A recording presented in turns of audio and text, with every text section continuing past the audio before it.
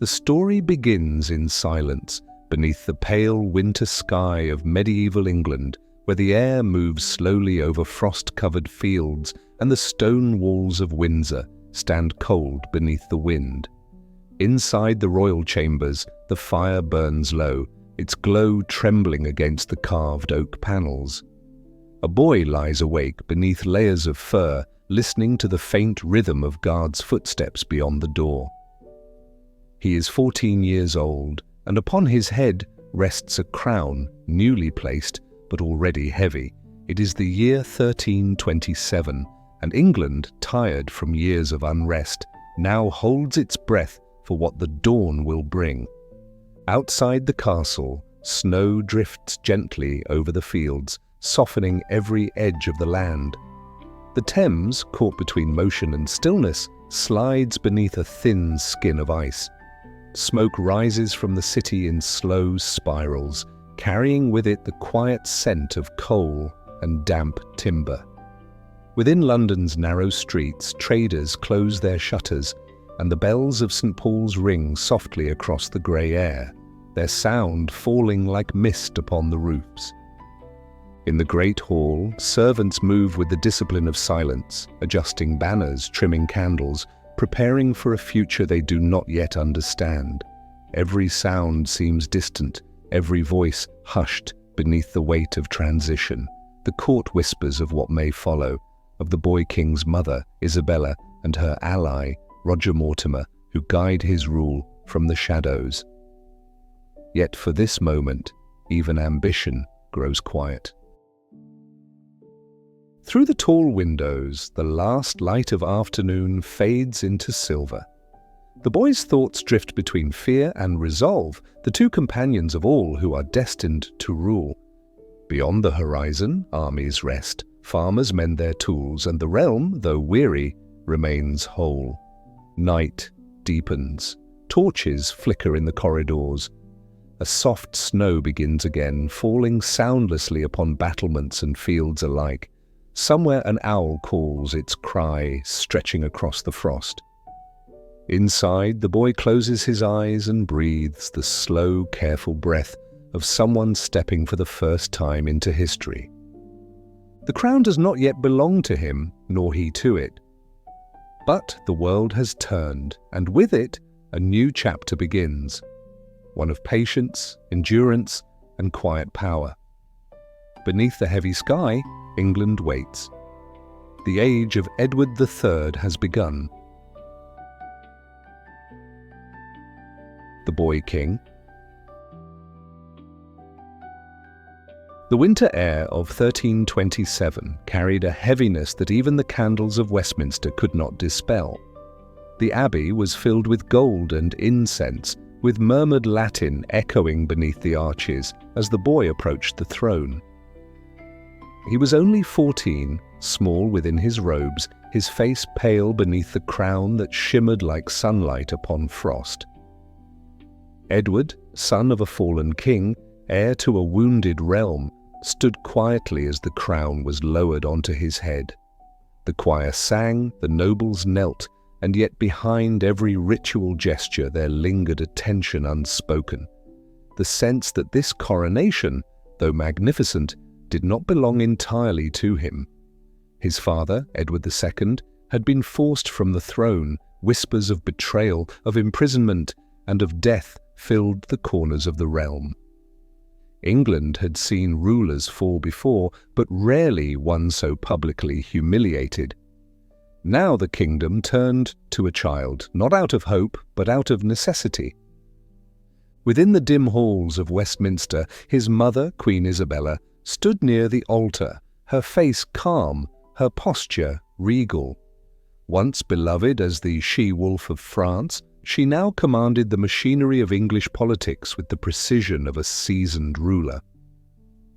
At her side stood Roger Mortimer, a man whose ambitions were cloaked in courtesy, whose eyes measured every noble in the room. Mortimer had risen from exile to power through a mixture of daring, calculation, and the Queen's favour. Together, Isabella and Mortimer shaped the regency, ruling in the boy's name but for their own designs. The realm, weary from rebellion and war, accepted the arrangement in silence. In those first months of kingship, Edward moved like a shadow through his own court. He listened, he learned. He watched the way power passed not through crowns or oaths, but through whispers exchanged behind heavy curtains. His tutors taught him Latin and law, but his true education came from silence, the art of patience, of understanding without speaking. When nobles knelt before him, they addressed not the boy, but the regency behind him. Yet Edward's eyes followed every gesture, every hesitation. He was not unaware. Outside the palaces, England's life continued in its slow medieval rhythm. The villages rose each dawn with the tolling of bells. The fields turned from frost to thaw, from sowing to harvest. Merchants in London murmured of trade across the Channel, of French intrigues and Flemish cloth. But beneath these daily motions lay unease. The kingdom had lost faith in its kings, and peace was thin as parchment. The boy king became a symbol of endurance, a figure placed between hope and fear. Isabella, meanwhile, ruled with elegance and calculation. Her letters were written in careful script, her decrees stamped with the seal of her son. Yet every nobleman knew that Mortimer's will guided her hand. He built alliances through favours and fear, granting lands to those who bent the knee and seizing them from those who did not. The royal treasury, once hollowed by the waste of Edward II's favourites, began to refill, but not always in the crown's name. Gold flowed toward Mortimer's estates, strengthening his hold upon the court. Edward endured it all with the stillness of observation. He was polite, deferential, cautious. To appear obedient was to survive. Yet within his quietness, something solid began to form, the awareness that patience could be power. He rode through the countryside, visiting monasteries and castles, hearing his people's petitions, saying little but remembering much. In him, the kingdom began to sense a steadier rhythm, though few realized it yet. By 1329, the regency's arrogance had begun to show cracks. Nobles whispered of Mortimer's excesses, his feasts, his confiscations, his boldness in speaking as though he himself were king. The Queen's influence, once seen as graceful, now appeared shadowed by indulgence. Rumours reached even the lower towns. The boy had no power, the realm was ruled by lovers.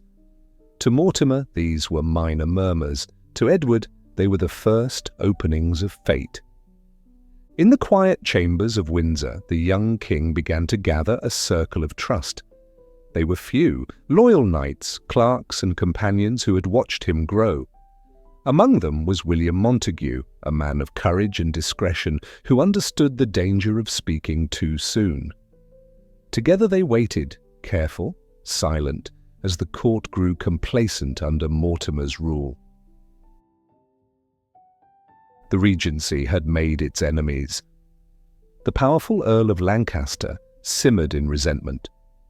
Parliament grumbled at Mortimer's interference. The clergy, once supportive of the Queen's claim to order, began to recoil at her excess. Through it all, Edward said nothing, but when he looked at Mortimer during council meetings, his eyes no longer held the same boyish fear, only a calm recognition of what must come. In the autumn of 1330, the court travelled to Nottingham Castle. The fortress stood on a high cliff, its walls thick with centuries of stone, its passages winding and secretive. Mortimer, confident, felt secure within its towers. The Queen accompanied him, as did the young king and his companions. But Edward had prepared in silence. With the help of Montague and a handful of loyal men, he had learned of a hidden tunnel beneath the castle walls, a narrow passage leading from the outer fields into the very heart of the keep. On the night of October 19th, as rain swept across the fields and the guards grew weary, Edward's men descended into the tunnel carrying torches muffled in cloth. the castle slept. In the Queen's private chamber, Mortimer and Isabella conferred quietly over the affairs of state. Outside, footsteps approached, faint, deliberate, growing louder. The door burst open. Edward entered first. He was no longer the obedient child of the Regency, but the rightful King of England. His voice, when he spoke, was steady and final. "Take him!" The guards, loyal to him now, seized Mortimer. The Queen cried out, but the moment was done. Mortimer's reign ended not in battle, but in silence, a single night's act that shifted the balance of the realm. Mortimer was taken to London, tried, and executed for treason. The Queen, stripped of power, was treated with restraint. Her son allowed her a quiet retirement, a gesture of dignity toward the woman who had once ruled in his stead. The people rejoiced cautiously. They had seen kings rise and fall before, but this act, this calm, deliberate seizure of control, revealed something new. England sensed in Edward a kind of discipline rare among rulers, neither the recklessness of youth nor the cruelty of vengeance, but a steadiness that promised endurance. From that moment, the kingdom began to breathe again. The court shifted, the nobles returned, and the machinery of government, long twisted by ambition, found its rhythm once more. Edward spent his early reign not in celebration, but in reconstruction. He reorganized the treasury, rebalanced the councils, and rebuilt trust among those who had learned to fear their monarchs. His signature appeared on every decree, not as a formality, but as a quiet assertion of presence. In portraits painted years later, the artists often gave him a calm gaze, a man both reflective and resolute. That image began here, in the years between 14 and 18, when he learned that power gained through patience endures longer than that seized through passion. The boy king had become his own master, and the realm, long suffocated by the noise of others, could finally hear its sovereign speak. The chill of those years would never leave him. It shaped his manner, his method, his view of the crown as both burden and compass. He had seen what happened when kings lost their balance, when indulgence drowned duty, when arrogance replaced restraint. So his rule, though ambitious, would always carry an undercurrent of caution. He would wage great wars, build enduring institutions, and lift England to its golden height, yet beneath all his triumphs there would remain that memory of silence, of a boy waiting for the right moment in the cold halls of Nottingham. In that silence, England's future was born. It was not forged in battle or declared in grandeur. It began in the quiet courage of a young king who waited, who learned, who understood that true rule begins not with the taking of a crown, but with the mastery of one's own restraint. A realm reclaimed. The morning after Mortimer's fall, the halls of Nottingham felt lighter, though the air outside still carried the sharp scent of rain and soil. For the first time, the young king's footsteps echoed through the corridors without hesitation. The banners of England, once drooping in quiet resignation, stirred faintly in the wind. Edward was no longer a figure in his mother's shadow. He was sovereign, though the kingdom he inherited was fractured, its finances strained, its nobility divided, and its people uncertain of their future. Yet from that uncertainty rose the first breath of renewal. England, bruised but unbroken, began to awaken under his calm direction. In London, the court gathered with cautious hope. Many who had once feared Mortimer's wrath now returned to their seats, testing the waters of loyalty once more. The young king greeted them not with vengeance, but with poise. His demeanor carried neither the arrogance of victory nor the restlessness of youth. He listened to grievances, restored confiscated lands, and invited dialogue among rival factions. Slowly, the air in Westminster Hall began to change. Where once suspicion had ruled, now there was the faint pulse of cooperation. Edward's rule did not arrive with thunder or decree.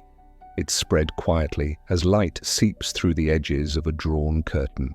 He understood that England's recovery depended not on grandeur, but on rhythm, the restoration of habit, the repair of trust. The treasury, long emptied by corruption and war, began to refill through measured taxation and restrained spending. Instead of punishing the mistakes of the Regency, Edward sought to learn from them. He appointed capable men rather than flattering courtiers, valuing precision over charm. His early council meetings were austere but efficient. Records were rewritten, debts accounted for, and royal lands reclaimed from those who had profited during his minority. Each act, small in itself, wove together the larger fabric of renewal. Outside the court, the people noticed subtle changes. The roads, once neglected, saw repair crews return. The ports of Dover and Bristol grew busier with trade. Ships carried English wool, the lifeblood of the economy, across the Channel, while Flemish merchants arrived bearing fine cloth, spices, and silver coin. Villages rebuilt their chapels, markets reopened, and local courts resumed order under newly appointed sheriffs. Though the harvests were uncertain and the taxes still heavy, there was movement again, the rhythm of a realm rediscovering its balance. Edward himself rarely raised his voice. Those who met him at council often remarked on his calm manner, his measured tone, his refusal to rush decisions. He had learned from watching his father's failures that passion without discipline destroys and favoritism poisons trust. So he became deliberate, not slow, but exacting. His handwriting on royal decrees was neat, his orders concise, his expectations clear. When he rode out among his knights, he observed everything: the state of the horses, the discipline of formations, the morale of men. Leadership to him was a craft, not a crown. His court began to reflect that discipline. The feasts remained grand as tradition demanded, but excess was checked by purpose. Minstrels still played, goblets still shimmered, but beneath the surface lay a quiet professionalism, an understanding that England could no longer afford waste. The nobles, once divided by grudges and pride, found themselves drawn into a new order where loyalty meant stability. Edward's approach disarmed them. He did not command through fear, but through constancy. He attended to disputes personally, traveling between estates to mediate land conflicts and inheritance quarrels. His presence alone often settled matters. To the barons, this was both surprising and reassuring. The young monarch was not a dreamer, but a steward of the realm. The royal treasury, slowly recovering, became a symbol of this restoration. Under the guidance of capable treasurers, new systems of accounting emerged. Ledgers were organized with meticulous care. Silver from customs duties on exports began to flow steadily into the exchequer, while lavish expenditures on personal luxury were curbed. Edward redirected royal funds toward fortifications, bridges, and naval improvements. The ports of Southampton and Hull saw new shipyards rise, and the English navy, once scattered and poorly maintained, began to take shape as a disciplined force. It was a quiet revolution, unheralded by proclamation, but visible in every ledger, every mended hull, every paid soldier. At court, Edward's relationship with Parliament evolved into something new. He summoned assemblies not as mere ritual, but as instruments of governance. Knights of the shire and burgesses of towns found themselves heard more often, their petitions treated with respect. This balance between monarchy and representation would one day define the English system, But in these years it was simply the mark of Edward's practicality. He knew that stability required inclusion. The age of tyrants and favourites had passed. A more deliberate form of kingship had begun. There were moments of doubt, of course.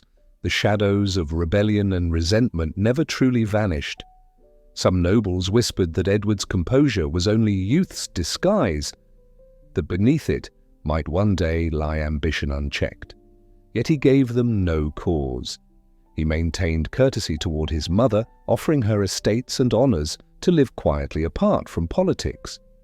He surrounded himself with loyal men who valued reason over flattery. William Montague, now a trusted earl, Robert Stratford, his capable chancellor, and William Eddington, whose skill with finances earned him quiet admiration. This circle formed the backbone of the new reign, a council of steady minds rather than loud ambitions. By 1332, England's rhythm had returned.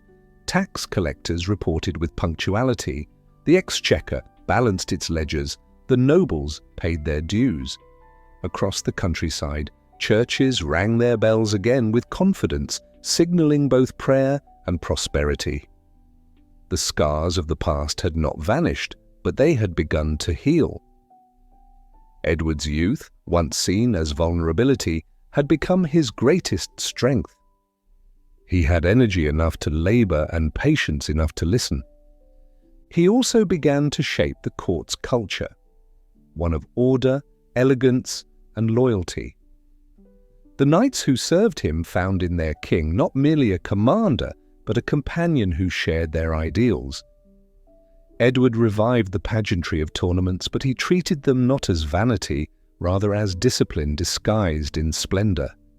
Chivalry, in his view, was a language, one that could unify a divided nobility through shared ritual and honour. Beneath the bright banners and polished armour lay the quiet machinery of loyalty. His domestic reforms extended beyond the nobles. The justices of the peace, local magistrates empowered to uphold order, became permanent fixtures under his oversight. Through them, the king's authority reached even the smallest villages. Disputes over labour, land, and trade were settled not by violence, but by record. The concept of law as the realm's backbone deepened. For the first time in years, commoners began to trust the crown again. They saw it not as a distant symbol, but as a functioning presence, a quiet guardian of order. The symbolism of Edward's rule also changed the mood of England itself. His court became a place of purpose rather than intrigue. The tapestries that once depicted mythic chaos now told stories of justice and continuity.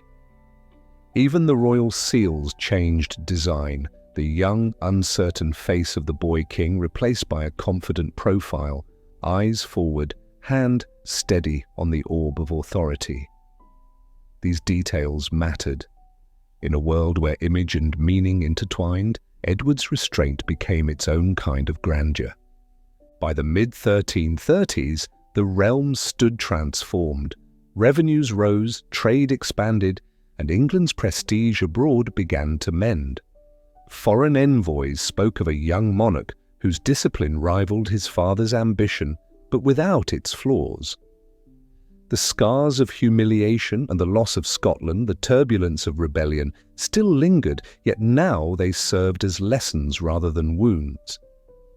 The nobles who had once feared instability now found in Edward a mirror of their better selves, patient, watchful, and just.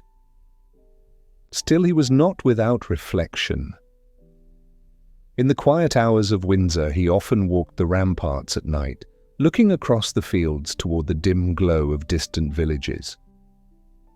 The wind carried with it the scent of wood smoke and the faint hum of life restored. He had inherited a broken kingdom, and though his reforms could not erase the past, they gave shape to a new beginning. Each decree he signed, each wall he strengthened, each field he protected from ruin became part of that slow reclamation. To rule, Edward had learned, was not to command but to restore. Power gained through conquest fades, power earned through steadiness endures. In those early years, the young king reclaimed not only his throne, but the rhythm of an entire nation. England, once divided, now moved again with quiet confidence. Its breath matched his, patient, measured, enduring. The boy who had taken his crown in the dark now held it beneath the full light of morning, and the realm at last belonged to him in both name and spirit. The Rising War. The spring of 1337 arrived with a restless wind blowing from the Channel, carrying the mingled scent of salt, smoke, and rumour. Along the docks of Portsmouth, shipwrights laboured over the hulls of new vessels, the rhythmic thud of hammers echoing through the air like a heartbeat. England, once preoccupied with internal wounds, had turned its gaze outward again. The young king, no longer the boy of Nottingham but a ruler in full command, now faced a decision that would define not just his reign, but the very course of European history. He claimed, through the blood of his mother Isabella of France, the crown of France itself. What began as a matter of inheritance and pride would unfold into a century of war. Edward's claim was not born from impulse. For years he had watched France with the wary patience of a chess player studying his opponent. The French king, Philip VI, had ascended the throne in 1328 after the death of Charles IV, Isabella's brother. By the traditional line of succession, the French crown should have passed to the nearest male heir. And though Edward was the grandson of Philip IV through his mother, French law, invoking the Salic tradition, rejected inheritance through the female line. Thus, Philip VI, a cousin of lesser blood, was crowned instead. To Edward, this was not merely a slight against his family, it was a challenge to his sovereignty, for France soon began to meddle in his affairs across the Channel, supporting the Scots and threatening England's trade routes. At first, Edward responded with diplomacy. Letters crossed the sea, bearing careful words sealed in wax. Envoys met in candlelit halls to speak of peace, of mutual respect, of alliance. Yet beneath the courtesy lay a growing tension. French ships harassed English merchants in the Channel, while Scottish forces, emboldened by French gold, raided across the northern border. Each incident, each insult, drew England closer to confrontation. The treasury that Edward had rebuilt began to shift its focus from domestic reform to preparation, stores of arrows, armour, and coin. In council, Edward listened more than he spoke. He understood that to claim France was not simply to wage war on another king, it was to test whether England could act as one body, united in purpose. War, for him, was not chaos but calculation. The alignment of men, materials, and morale into a rhythm that could outlast any single battle.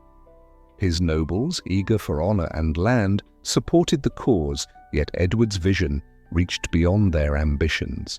He saw in the conflict an opportunity to bind the realm together, to give it a shared identity, forged through endurance. The ports of the south became the heart of that transformation.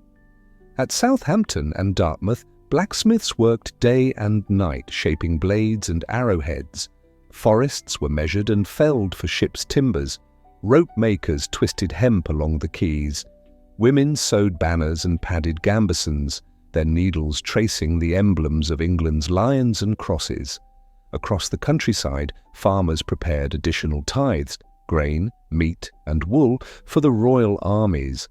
The realm's economy, once fragmented, began to move to the same steady rhythm. Each class, peasant, craftsman, knight, merchant, played a part. War became not merely a matter of blood, but of breath and labour. Edward himself embodied that calm preparation. He travelled frequently between the coast and the capital, inspecting stores, reviewing troops, and ensuring that every promise made by his ministers was fulfilled. He rode among his archers, speaking to them in plain words, observing their drills, noting their discipline. The longbow, a weapon both simple and profound, had become the backbone of English warfare. In its curved frame of yew lay the advantage of patience and skill, a perfect reflection of Edward's philosophy of rule. The power of England, like the bow, lay not in brute strength, but in tension held steady until the precise moment of release.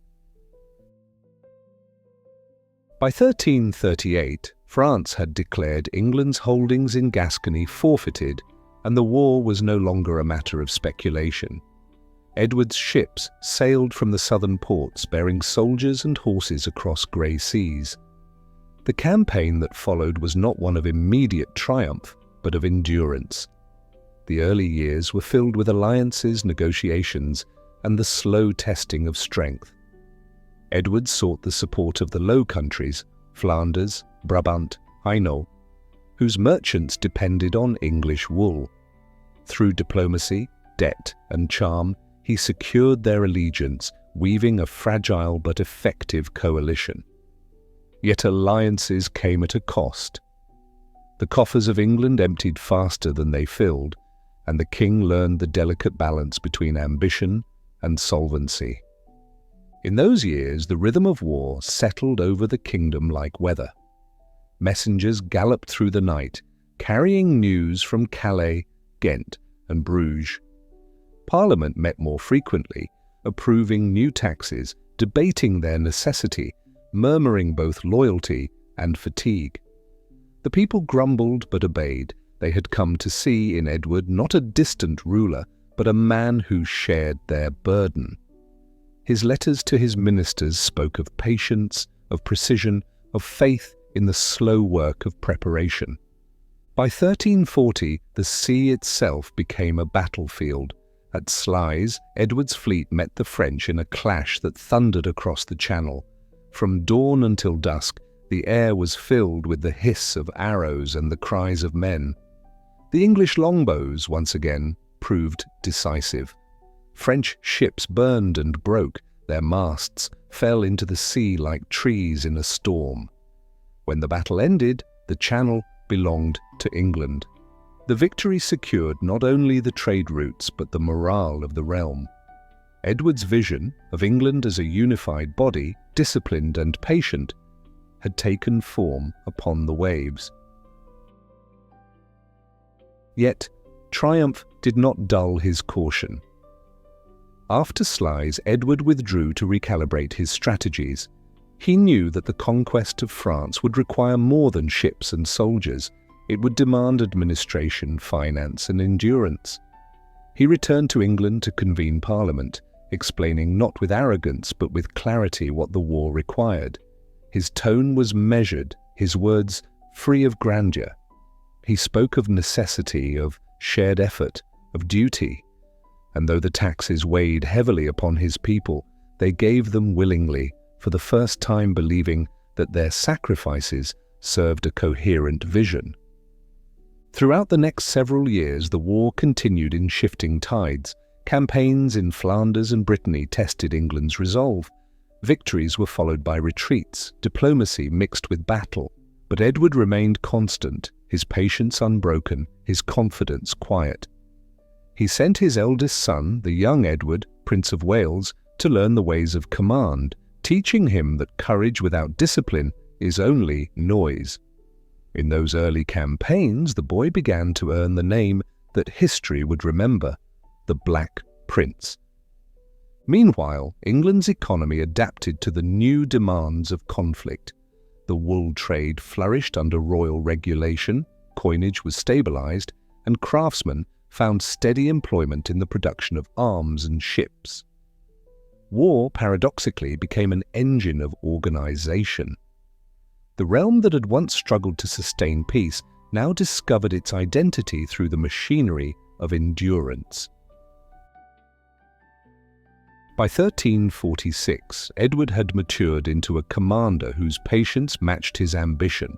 He had learned to see the map of Europe not as a collection of borders, but as a living field of movement, of supply lines, loyalties, and timing. When he landed once more in Normandy that summer, the invasion was no reckless charge but a calculated rhythm. His army marched with precision, leaving behind a trail not of chaos, but of discipline. Every soldier knew his place, every archer his range, every horse his burden. The campaign culminated in a field near the village of Crécy, where destiny and preparation converged. On the eve of that battle, Edward walked among his men. The air was heavy with the scent of trampled grass and iron. He paused to look at the stars above the French hills, his thoughts steady, his heart quiet. Around him, thousands waited, their armor glinting faintly in the moonlight. They did not cheer, nor did he address them with fiery words. There was no need. Each man understood that the day to come would not belong to chance, but to rhythm. The rhythm they had built together through years of toil and patience. Thus, when dawn rose on the fields of Crécy, it did not rise upon a desperate army, but upon a nation made whole. England had learned to move as one. Soldiers, craftsmen, farmers, all joined in the long breath of endurance. And though the battle itself was yet to come, its outcome had already been written in the discipline of the years that preceded it. The war that had begun as a claim now became a reflection of a king's philosophy, that true power lies not in conquest, but in control, not in noise, but in the quiet certainty of purpose. The fields of Crécy. Dawn came slowly to the slopes of northern France, a pale light spreading across the low hills and damp meadows near the village of Crécy-en-Ponthieu. The air was heavy with mist, the kind that muffles sound and softens shape, turning men and horses into shadows. Along a narrow ridge, Edward's army waited, a force smaller than the one that approached from the south, but steadier, quieter. The king stood among them, his armor unadorned, his gaze calm. Behind him, the English archers knelt in disciplined rows, their longbows strung, their fingers tracing the smooth curves of yew that had become the signature of an island's strength. The night before, Edward had walked the length of his camp, speaking softly to the captains and footmen alike. He offered no fiery speeches, only quiet words of assurance. He reminded them of their training, their patience, the rhythm of their craft. These were not men bound by desperation, but by preparation. They had marched through rain, crossed rivers, endured hunger, and now stood upon a hill that would test everything they had learned. To the south, hidden by the rising fog, came the thundering advance of the French host, tens of thousands strong, led by King Philip VI himself, banners high, trumpets echoing through the valley. Their armor gleamed like a tide of silver beneath the morning light. Edward's army numbered perhaps 12,000, archers, men-at-arms, and a small contingent of mounted knights. Outnumbered nearly 2 to 1, they had chosen their ground carefully. The ridge at Crécy offered both height and cover, with narrow approaches that would funnel the French cavalry into predictable paths. Ditches had been dug overnight, stakes had been driven into the soil to break the momentum of charging horses. The archers, positioned in a wide arc, formed the living boundary between order and chaos. Each man carried between 60 and 80 arrows, their tips hardened in fire, their shafts waxed against the damp. The longbow was not a noble's weapon. It belonged to yeomen and commoners, men trained from childhood to draw and release with the rhythm of breath. In their hands, the field became a storm waiting to break. As dawn brightened, the mist began to lift, revealing the distant shimmer of French armor. Trumpets sounded, the call of chivalry, proud and certain. The French knights advanced in great columns, confident that sheer weight would scatter the English. Their banners fluttered with lions, lilies, and crosses. Their plumes swayed in the wind. Behind them rode mercenary crossbowmen from Genoa, hired for their precision and pride. Yet even before the first arrow flew, something in the air shifted. The English stood still, unmoving, their silence unsettling to those who expected noise. The first charge came shortly before noon. The Genoese advanced under command, their crossbows raised, their pace steady across the wet ground. Edward's archers waited. When they came within range, the command rose, a single word, calm but sharp. The sound that followed was unlike thunder. It was too precise, too rhythmic. Thousands of bowstrings snapped in unison, sending a dark wave of arrows through the mist. The sky filled with their flight, black against the pale sun, and when they fell like rain. Steady, cold, unrelenting. The Genoese faltered. Their pavises offered little cover. The strings of their crossbows, soaked by rain, slackened and misfired. Within minutes, the front ranks collapsed, and panic spread backward. The French knights, misunderstanding the chaos, mistook retreat for cowardice. Enraged, they spurred their horses forward, trampling their own allies as they charged. The valley shook with the roar of hooves, the clatter of armor, the shouts of nobles desperate for honor. Yet uphill they climbed into mud, into confusion, into the invisible rhythm of Edward's design.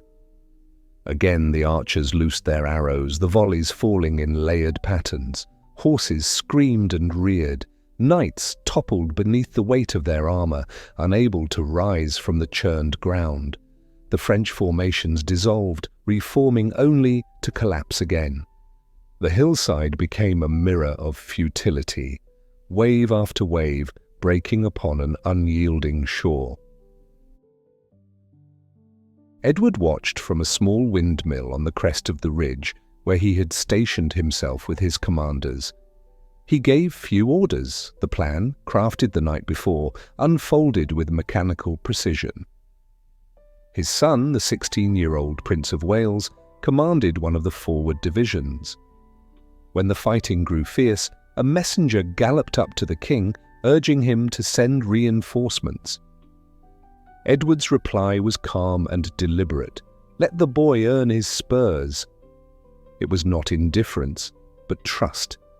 The belief that discipline would prevail where numbers could not. The prince, surrounded by seasoned men, held his ground. As afternoon deepened, the field turned from gold to red. The French assaults came in waves, each more desperate than the last. Their pride, steeped in centuries of chivalric tradition, could not comprehend defeat at the hands of archers and footmen. They charged not because strategy demanded it, but because honor compelled it. Yet honor alone cannot stop an arrow in flight. By the fifth assault, even the most ardent knights hesitated, their horses trembling at the stench of blood and smoke. The English lines, though weary, remained intact, a living wall of discipline. The archers rotated positions, conserving strength, maintaining rhythm. Their arrows, though fewer now, continued to fall with uncanny accuracy, guided less by sight than by practiced instinct. When the sun dipped toward the horizon, the battle slowed. The cries of men and beasts faded into a low murmur. The ground was littered with broken lances, torn banners, and the bodies of France's proudest sons. The flower of French nobility lay scattered across the mud, counts, barons, and knights, whose lineage traced back to Charlemagne himself. Among them, legend says, fell the blind King John of Bohemia, who, refusing to stand idle, had asked his knights to tie their horses together so he might ride once more into battle. They found him later among his men, all fallen, their reins still knotted. Edward, moved by the courage of his enemy, ordered his badge, 3 white feathers, and the motto "Ich dien," I serve, to be adopted in the prince's honour. By nightfall, Crécy was silent, except for the soft crackle of fires and the whisper of wind through grass. Edward descended from the windmill and walked the field himself. He saw not victory's glory, but the quiet aftermath of endurance. His army, though exhausted, had held with precision and patience. His strategy had proven that discipline could outweigh numbers, that preparation could outlast pride. This was no mere battle, it was a transformation. The old order of knightly valor, where courage alone defined worth, had met the new reality of organized warfare. In the geometry of formations, in the science of timing, in the humble strength of the longbow, the modern age had begun. Edward ordered prayers for the dead, not only for his men, but for the fallen French. He knew that this victory, however great, carried weight.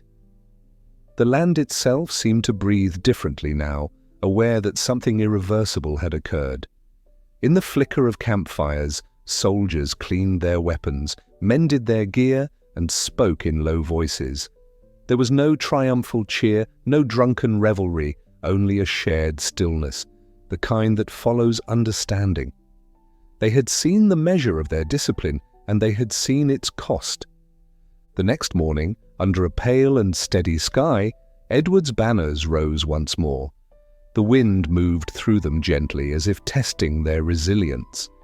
He gathered his captains and his son, speaking not of conquest, but of order, of patience, of the duty that lay ahead. From Crécy, his army would move toward Calais, toward the sea, toward the next stage of the long war that would define generations. Yet in that moment, as the king looked across the quiet fields, he knew that something greater than victory had been achieved. He had proven that power, when disciplined by time and guided by thought, could shape the course of nations. Thus ended the day of Crécy, not with shouts but with silence. The wind carried the scent of iron and earth across the hills, and the sun, pale but unwavering, touched the banners with its final light.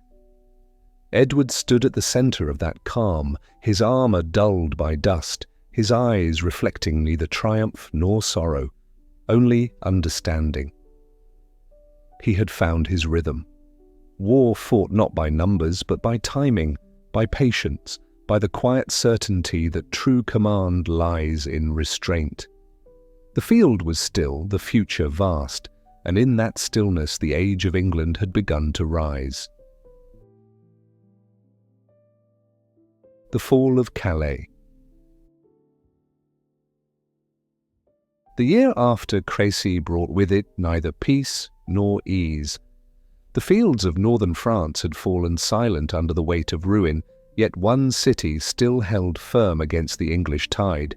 Calais, a fortress by the sea, its walls high and its harbour deep, the last French bastion between the island kingdom and the continent beyond. Edward, having marched from victory, now turned his patience toward this place. He knew that Calais could not be taken by fire or storm. Its strength was its endurance, its loyalty to France unbroken despite hunger, plague, and despair. So he resolved not to fight it with steel, but to outlast it, to surround it with silence until it surrendered of its own exhaustion. The siege began in September 1346, as the autumn winds swept in from the Channel. The English encamped upon the dunes and meadows surrounding the city, digging trenches, erecting wooden palisades, and constructing huts that would house them through the coming winter. The air smelled of salt and smoke, the constant rhythm of the sea echoing through the lines. Ships patrolled the harbour, cutting off all supply routes. The once busy port fell still, its masts standing like skeletons against the grey horizon. Within the walls, the citizens watched and waited, believing that relief from the French king would come. It did not. Philip VI, shaken by the disaster at Crécy, could do little but send distant promises carried by slow couriers. The people of Calais, loyal and proud, held to hope as the days lengthened into months. Edward's army numbered nearly 30,000 archers, men-at-arms, labourers and seamen. What began as a campaign of conquest became an exercise in endurance. Winter came early, frost crept into tents, fires burned low, and the damp winds carried sickness through the camp. Yet the king remained among his men, sharing their hardship. He rode daily along the siege lines, wrapped in a cloak of wool, his face calm, his words measured. He understood that this was not a battle of blades, but of patience, and patience, like courage, required presence. He forbade looting, enforced discipline, and maintained the steady rhythm of supply from England across the sea. Grain, wine, and salted meat arrived through the Channel ports, sustaining both the soldiers and the machinery of the siege. Inside Calais, life grew desperate. The city, once vibrant with merchants and fishermen, became a prison of stone and hunger. The people ate what they could, first their stores of grain, then their animals, then whatever could be found. The bells of the churches still rang, though faintly now, marking time for a population that moved slower each day. Mothers quieted their children with empty hands. Merchants melted silver for coin that could buy nothing. The sea, once a friend, had turned against them, its harbour locked by English ships that floated like dark mirrors upon the waves. And yet, even in that despair, they held firm, waiting for deliverance that never came. By spring of 1347, the siege had lasted more than 6 months. The English, weary but resolute, built wooden towers and siege engines, though Edward used them less to attack than to remind the defenders that time itself was his ally. The king's camp had become a small city, orderly, structured, governed by routine. Markets were held under guard, blacksmiths and carpenters worked without pause. Priests said mass each morning for soldiers and captains alike. Even in war, Edward cultivated rhythm. His army moved like a single organism, sustained by discipline rather than passion. It was this steadiness that broke Calais more surely than any bombardment. By midsummer, the people within the walls could bear no more. Disease spread, their strength gone, their hope extinguished. The French king at last approached with a relief army, but upon seeing the vast English fortifications, he faltered and withdrew. That retreat, witnessed from the city towers, crushed what little resolve remained.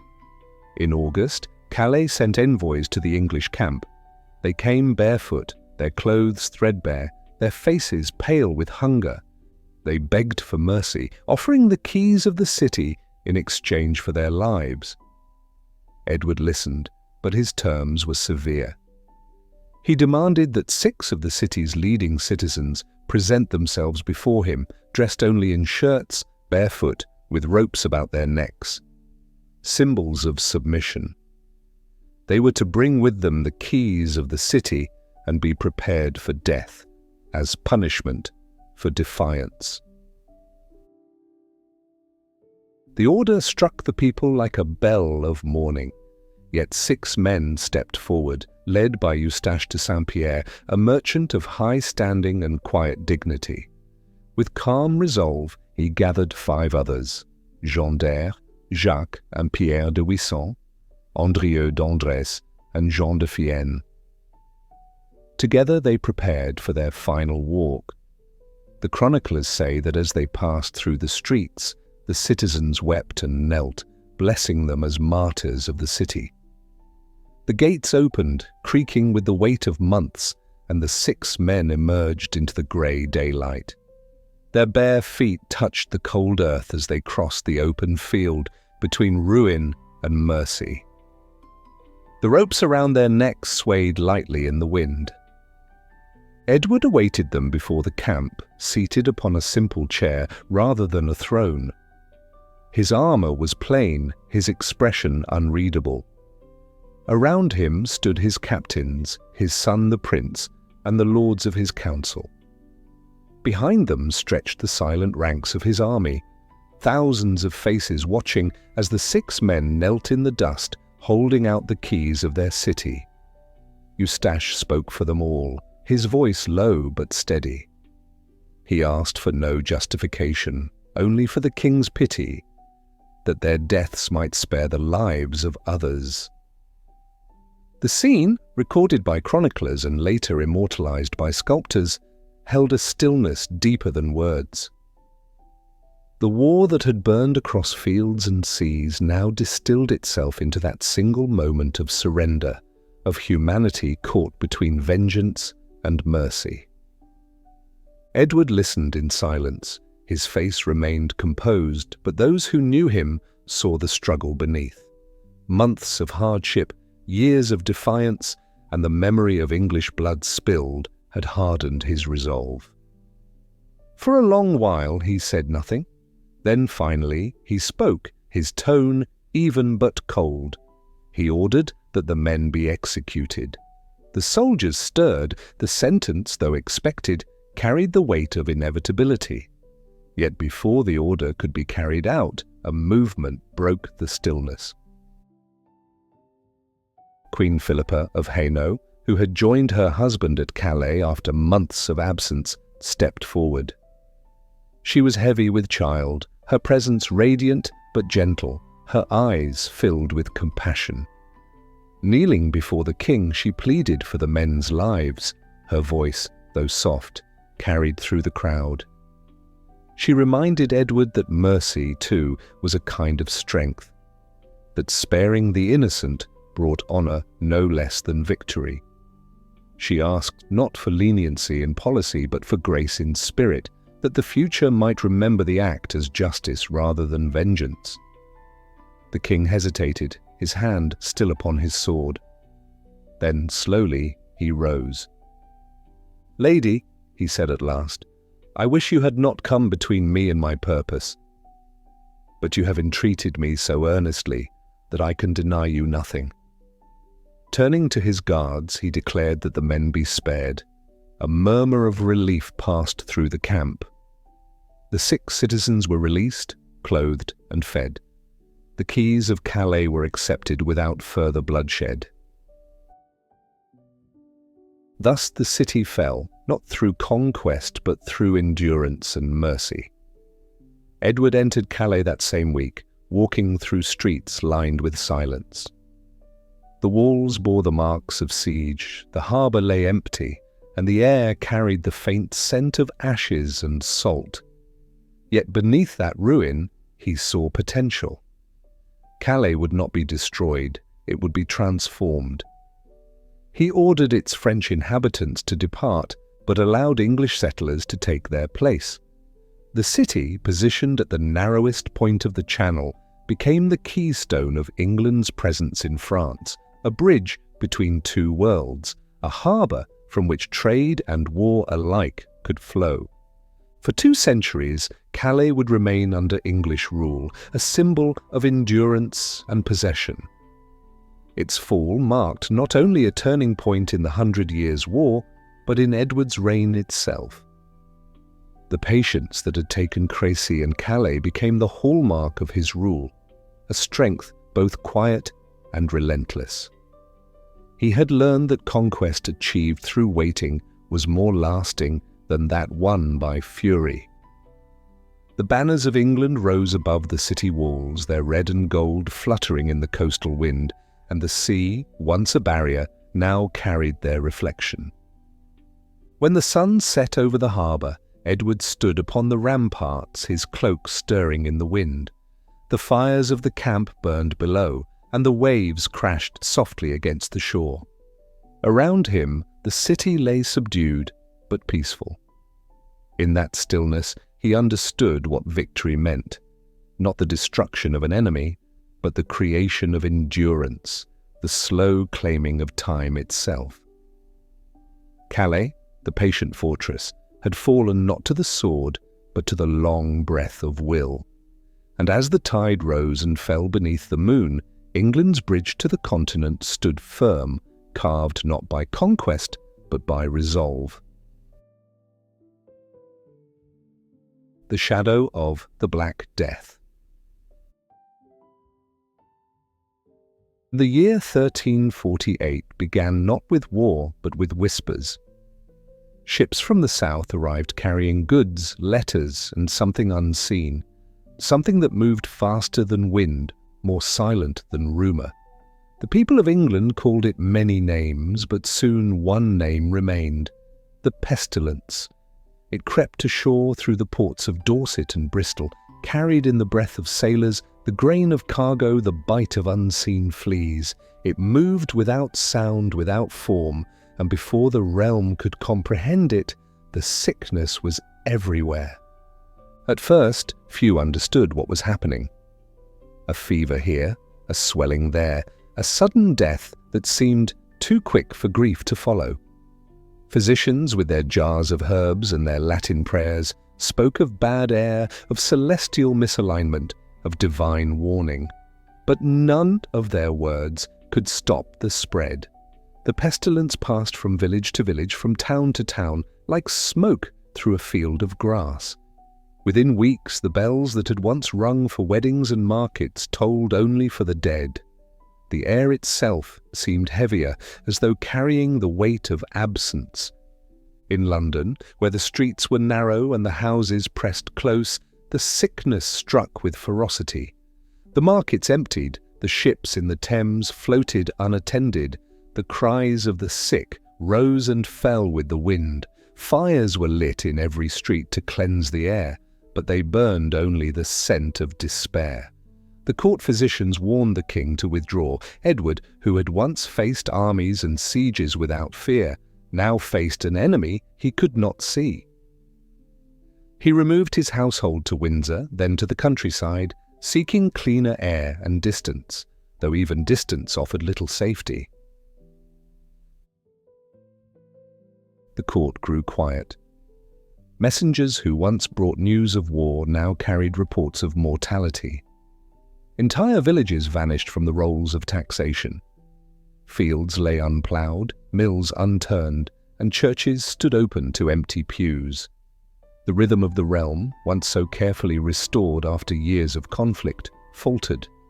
The roads filled with silence, the inns with ghosts of travellers who never arrived. And still, the pestilence spread. Edward ordered prayers and processions, though he knew faith alone could not hold the realm. His instinct, born from years of rule, was not panic, but endurance. He convened his remaining council, smaller now, its members pale with fatigue, and set forth new decrees to preserve the fragile structure of the kingdom. In 1351, the Statute of Labourers was written, a law both practical and severe.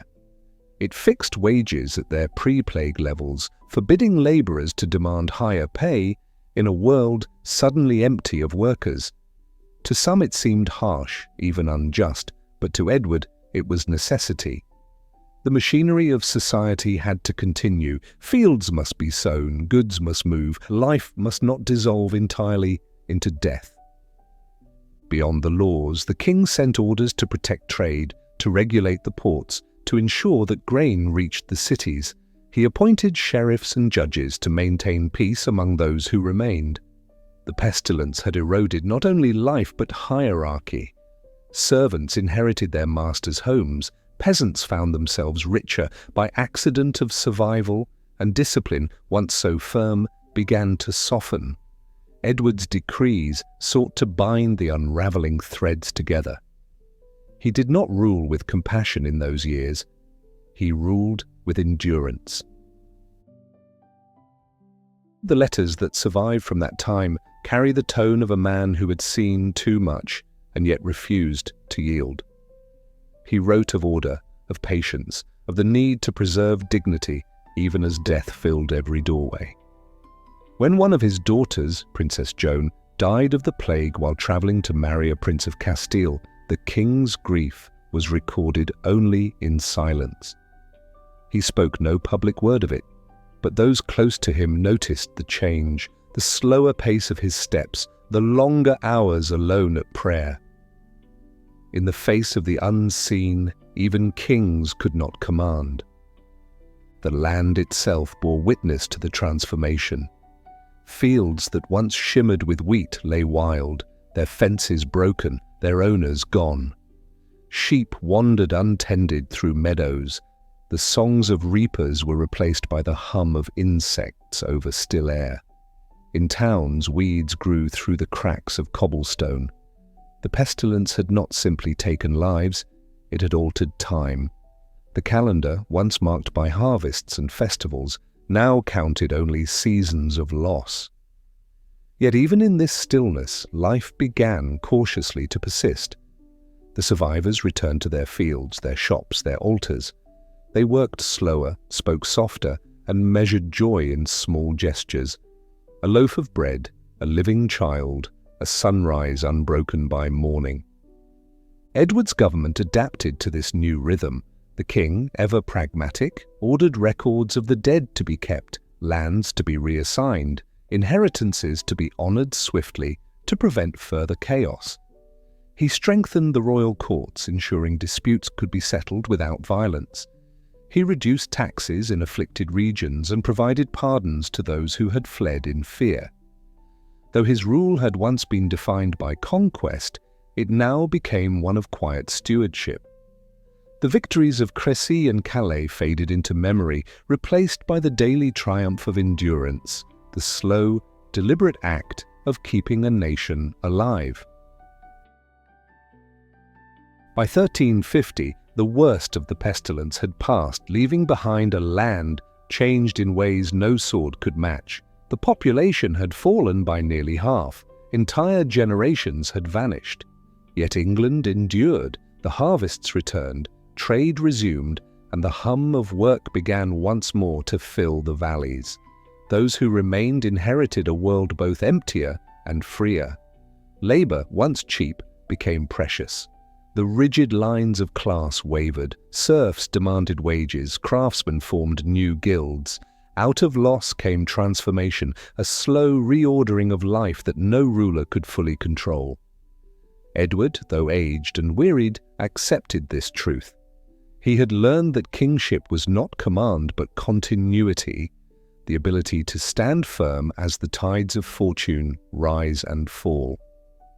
In the chronicles written later, these years are described as a shadow that fell across the golden reign. Yet within that shadow, something enduring took root, a resilience that would shape England for centuries. The pestilence had tested the realm, and though it left scars, it also revealed its strength, the quiet tenacity of a people who could rebuild without forgetting. For Edward, the lesson was not of mercy or divine punishment, but of time itself. That the crown, like the earth, must endure seasons of death to reach new harvests. When at last the court returned to Westminster, the city was quieter than before. The bells that had tolled for so many now rang again for the living. The river, once choked with silence, carried voices once more. Edward stood at the palace window, looking down upon the streets that had emptied and refilled. He was older, his hair silvered, his eyes more distant. The victories of war had made him a conqueror, but the years of pestilence had made him something rarer, a survivor. He understood that endurance was not glory, but grace. The Black Death would come and go in waves for generations, but its first shadow defined his reign as deeply as any battlefield. It stripped away illusion, revealing what remained when all else was gone: patience, structure, and the slow, persistent rhythm of life. And so the king who had mastered armies and seas now mastered stillness. He did not conquer the pestilence, he outlasted it. The realm, though scarred, held firm beneath his hand. The fires burned again in hearths, the markets reopened, and the breath of England, long withheld, returned to the air. The rebuilding of order. The years that followed the plague unfolded not in triumph, but in quiet reconstruction. The The realm had endured war, famine, and pestilence, and yet beneath the weariness, something steady began to stir, the instinct to rebuild. England, scarred but standing, turned its gaze inward. The clang of forges replaced the wails of mourning. The ink of clerks once again darkened the pages of law. Across the land, from the crowded lanes of London to the still villages along the Thames, life resumed its rhythm. Edward, older now, wiser and tempered by loss, no longer sought to shape the world through conquest alone. His mind turned instead to the deeper craft of kingship, the creation of order that could outlast his own life. He had seen how chaos could creep into even the strongest structures. The pestilence had proved that armies and castles were powerless before the unseen. What endured was not the sword, but the system, the balance between justice and duty, between language and law. And so Edward began to rebuild the realm from within, stone by stone, word by word, ritual by ritual. The years of war had given him victory, but the years of recovery demanded vision. He understood that if England was to rise from its shadow, it must learn to govern itself not through fear, but through rhythm, discipline, and the quiet architecture of trust. At Windsor Castle, in the early spring of 1349, Edward called his most loyal knights to gather. The court was smaller than before, the air clearer, the mood solemn. From this meeting emerged one of the most enduring symbols of his reign, the Order of the Garter. It was more than an order of chivalry, it was a circle of memory, a fellowship bound by honor, restraint, and mutual service. The founding legend would later tell of a fallen garter, a moment of embarrassment turned to glory, yet beneath that story lay something deeper. Edward wished to create a community that reflected his belief in loyalty as the foundation of strength. 24 knights were chosen, each sworn not merely to battle, but to virtue. They would meet yearly at St. George's Chapel, whose foundations Edward himself ordered to be laid within Windsor's walls. The order was built on simplicity, a blue garter worn upon the leg, inscribed with the words, "Honi soit qui mal y pense," shame on him who thinks ill of it. The motto, quiet yet defiant, carried the essence of Edward's vision. In a world fractured by ambition and envy, he offered a code of conduct that transformed personal honor into collective purpose. The garter became both ornament and oath, a sign that dignity required humility, that loyalty was not a performance but a practice. From the same impulse came his reforms in governance. The plague had thinned not only the population, but the layers of authority that once kept order across the shires. In the years that followed, Edward moved to restore the crown's reach into every corner of the land. He expanded the role of local officials known as justices of the peace, men chosen not for noble birth, but for steadiness of character. Their duty was to enforce the king's law, settle disputes, and maintain peace in the countryside. Through them, Edward extended the presence of royal authority beyond the court, creating a network of justice that touched even the smallest hamlet. This system, though quiet in design, would shape England's governance for centuries. The justices became both the eyes and hands of the crown, agents of stability who could act where armies could not. They kept the roads safe, regulated wages, and ensured that local disputes did not fester into rebellion. To the common people, they were a reminder that the king's justice was not distant or symbolic, but living and near. In this way, Edward transformed his realm into a pattern of interlocking trusts: the monarch, the council, the shire, the village, each bound to the other in mutual dependence. But perhaps the most profound act of reconstruction lay not in law or administration, but in language. For centuries, the speech of the court and the courts had been French, the legacy of conquest and aristocracy. English had been the tongue of the commoner, the sound of fields and hearths, unfit for parchment or proclamation. Edward changed that. In 1362, he decreed that English would replace French in the courts of law. It was a decision both practical and poetic, rooted in his vision of a realm united not only by rule, but by voice. When the decree took effect, the halls of Westminster heard something new, the cadence of English words echoing beneath their vaulted ceilings. Clerks stumbled at first, their Latin habits slow to fade, but soon the language took root. Petitions, judgments, and decrees were written in the language of the people. What had once divided lord and labourer began, however faintly, to dissolve. Edward had given the realm a shared tongue, not of conquest, but of continuity. In that act, England began to hear itself for the first time. Language, law, and loyalty. These were the three pillars of Edward's later reign. From them grew a new sense of identity, quieter than the glory of war, yet far more enduring. The king who had once commanded ships and armies now commanded time, shaping the unseen architecture of his kingdom's future. The Order of the Garter bound the nobility to virtue. The justices of the peace bound the people to law. The English tongue bound the nation to itself. These threads, woven together, formed the fabric of a kingdom reborn. In the evenings at Windsor, Edward would walk the terraces of the castle he had rebuilt, the stones gleaming in the firelight of torches.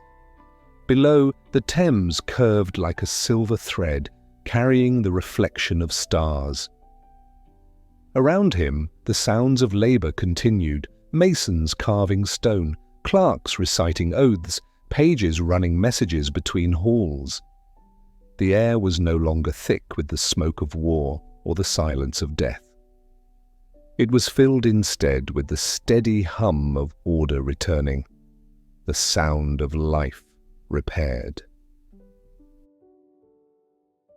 Those who served him in those years spoke of a king transformed.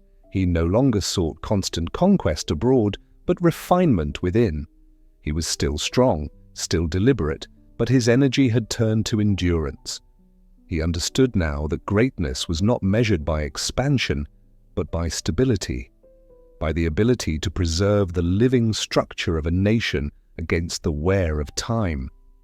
The realm that emerged under his hand was not the restless England of his youth, but a mature one, a realm aware of its voice, its balance, its place within the larger rhythm of history. By the late 1350s, England stood changed. The court had regained its ceremony, the laws their authority, the people their confidence. The Knights of the Garter gathered each year at Windsor, their blue insignia shining against armour polished not for war, but for remembrance. The justices rode through their counties, carrying writs sealed with the King's mark. In London, the language of commerce, poetry, and law merged into one, English, firm and clear, echoing across the bridges and markets. Edward's vision had become reality, a kingdom governed not by the might of conquest, but by the quiet rhythm of order. He had built no empire of marble or gold, yet what he left behind would endure longer than either. The strength of his England lay in its institutions, its voice, its capacity for renewal. And though he would see new storms on the horizon, new wars, new losses, nothing could undo the foundation he had laid in those calm years after chaos. The long arc of his reign, once marked by the fire of battle, now bent toward permanence. England, for the first time in memory, had found its centre, and in that stillness it began to recognize itself. The maturity of power. By the time the decade turned and the echoes of Crécy and Calais had faded into history, Edward III had become something more than a warrior king. The energy of his youth, once poured into conquest and endurance, had transformed into a deeper, steadier form of rule, one defined by design rather than force, by presence rather than pursuit. The realm he had built no longer trembled under the strain of battle or plague. It stood balanced, rich in trade, strong in administration, confident in its language and law. England had matured, and so had its king. The same man who had once charged across foreign fields now governed through rhythm, through architecture, through quiet example. His command had grown inward, not of armies, but of order itself. The peace that followed the Treaty of Bretigny in 1360 marked the height of this transformation. The agreement, negotiated with precision and patience, brought a rare stillness to Europe's long chaos. By its terms, France ceded vast territories to England, Aquitaine, Calais, and other strongholds that formed a continental realm in miniature. In return, Edward renounced his formal claim to the French crown, not in defeat but in strategy. It was a peace earned not by exhaustion but by calculation, a recognition that permanence could not be built solely upon war. For nearly a decade, the seas grew calm, the borders quiet, and the sound of battle was replaced by the softer rhythms of trade, diplomacy, and reconstruction. England under Edward's hand became both martial and cultured, its strength visible not only in the spear and the ship, but in the word and the stone. The ports bustled with commerce, merchants sailing under royal protection to Bruges, Genoa, and Lisbon. The wool that had once funded war now built prosperity, flowing from English fields into Flemish looms. Nobles who had been forged in battle found new purpose as administrators, patrons, and builders. The court, once a camp of tents and armor, now glowed with tapestries, stained glass, and illuminated manuscripts, the quiet trophies of an age that sought permanence after destruction. Edward himself was the architect of this order. His presence, though aged, carried the calm assurance of mastery. He moved through his palaces with deliberate grace, surrounded by the symbols of his reign: shields of the Garter Knights, frescoes depicting his victories, and the sound of clerks writing in English rather than French. He no longer needed to shout commands or brandish swords. His silence held greater authority than his voice once had. Visitors from abroad noted that the English court had become a model of discipline and refinement, a place where ceremony concealed strength and culture served as policy. Nowhere was this more evident than at Windsor, the castle that had stood at the heart of Edward's imagination since his youth. He had begun its transformation years earlier, but in these later seasons it became the true emblem of his rule, a structure both fortress and vision. The rebuilding of Windsor was not an act of vanity, it was an act of continuity. Stone by stone he reshaped the castle into a monument of endurance, its towers and halls reflecting the order he had imposed upon his kingdom. The work drew artisans from across England and the continent, masons from York, glassmakers from France, carpenters from Flanders. They laboured under the king's direct supervision, guided by plans that combined Gothic grace with military precision. Within the new St. George's Chapel, the Order of the Garter found its home. Here, Edward's vision of loyalty and restraint was carved into the very walls. The ceiling soared like the vault of heaven, its ribs crossing in perfect geometry. Stained glass windows cast coloured light upon the floor, each pane depicting scenes of valour and faith. The Knights of the Order met beneath that glow, their blue garters gleaming against polished armour, their oaths spoken softly in the presence of the king. It was a courtly ritual, yet beneath the beauty lay discipline. The garter was not an ornament of pride but of service, a reminder that true power demanded restraint. Edward's own apartments at Windsor reflected the same principle. They were not ostentatious, though richly appointed. The tapestries showed not battle, but labour. Scenes of farmers, builders and craftsmen, all engaged in the quiet work of sustaining civilization. His bedchamber looked east, toward the rising sun, a deliberate choice symbolizing renewal. He spent hours in the council chambers, reviewing accounts, revising charters, ensuring that the machinery of the realm ran without corruption. The king, who had once marched across France, now measured his victories in ledgers and laws. Diplomacy replaced the clash of arms as his chosen instrument. Edward's ambassadors travelled frequently to the courts of Europe, negotiating trade agreements, marriages and alliances. His sons, raised in the image of both warrior and statesman, carried his influence abroad. The Black Prince, now a seasoned commander, ruled in Aquitaine with authority tempered by discipline. John of Gaunt, his younger brother, managed the realm's affairs with similar precision. Together they embodied the maturity of Edward's design, a dynasty that combined strength with structure. Yet, even amid peace, the echoes of war remained. The castles along the coast stood ready, their garrisons trained, their walls sound. Edward understood that peace was not the absence of war, but its containment, a discipline of vigilance. He invested heavily in the navy, ensuring that England's mastery of the sea, won at Sluys, would never be lost. Shipyards at Portsmouth and Southampton thrived, building vessels that were both merchant and warship, capable of defending trade and crown alike. In this too he revealed his philosophy, that permanence required balance, between force and form, between motion and rest.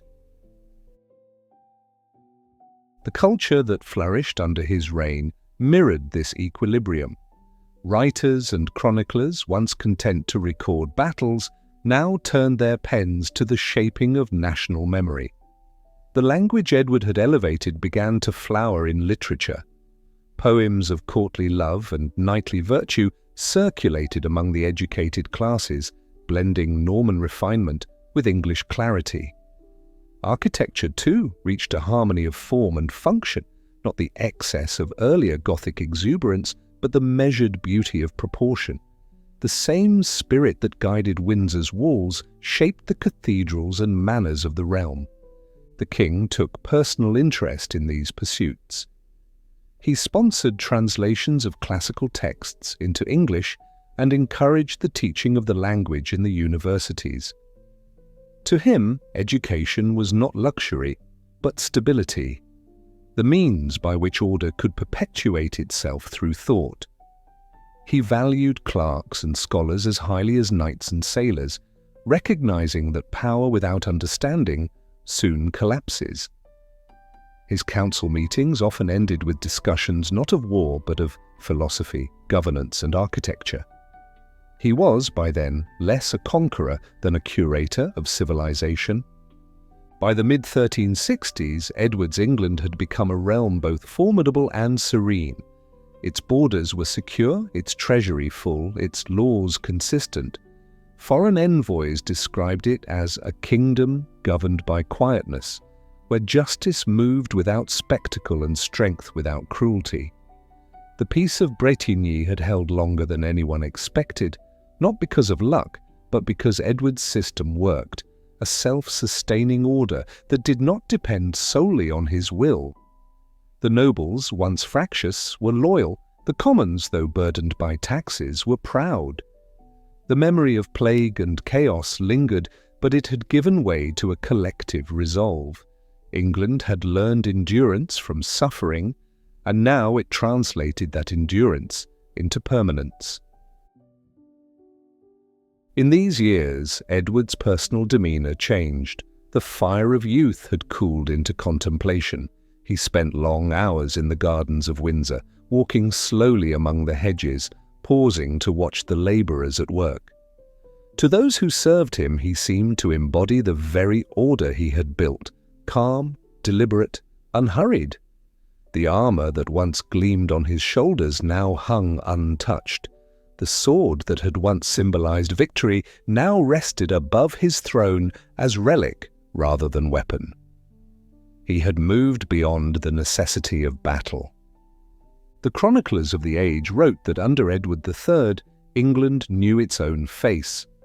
It was a poetic truth. The kingdom had matured into self-awareness, its voice unified, its image refined, its rhythm steady.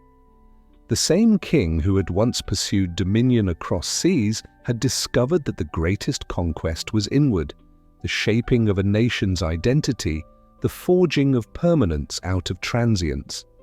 Windsor stood as the visible proof. Stone turned into symbol, time made tangible. And when the evening light fell across the castle's high towers, casting long shadows upon the valley below, Edward would stand at the window, watching the world he had made. The wind carried the faint toll of church bells, the murmur of servants, the steady beat of hooves on the distant road. All of it, every sound and motion, belonged to a rhythm he had created, the quiet harmony of strength contained. In that calm, he found the truest form of power, not domination, but design, not conquest, but continuity. The waning years.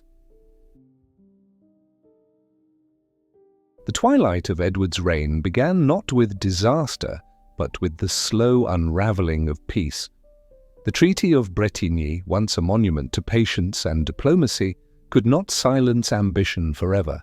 By the late 1360s, the fragile accord between England and France began to fracture. Across the Channel, new voices rose, calling for the restoration of lost lands, for vengeance, for pride. The fires that Edward had spent years containing began once more to flicker along the borders of his empire. And though the machinery of his government still turned with precision, the man at its centre had begun to tire. The king who had once ruled by rhythm and resolve now found himself moving through time like a shadow of his former self, his strength ebbing even as his legacy deepened. In 1369, the truce was broken.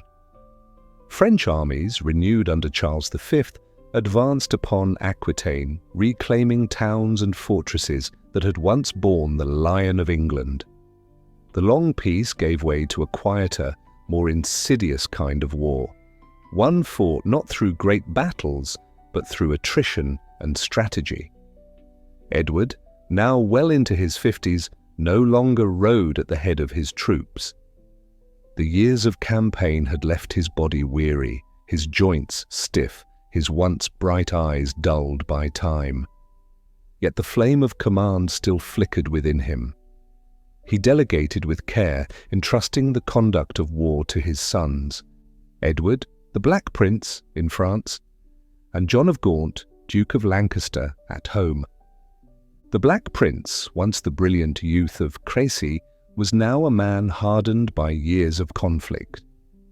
His victories had made him legend, but they had also cost him his health.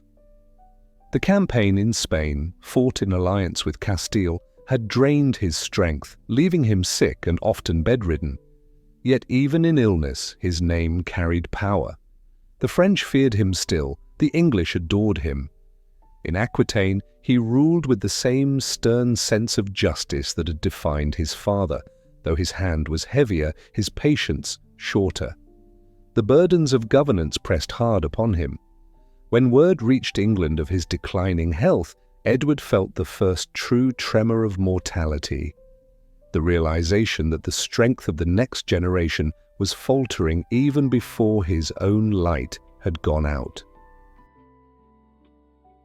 At home, John of Gaunt assumed greater authority.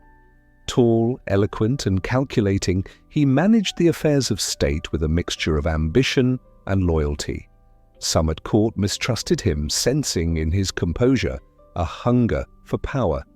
But Edward, bound by both affection and necessity, relied on his son's competence. The council meetings of those years were long and heavy, filled with reports of dwindling revenues, rising taxes, and unrest among the commons. The cost of maintaining distant garrisons weighed upon the treasury.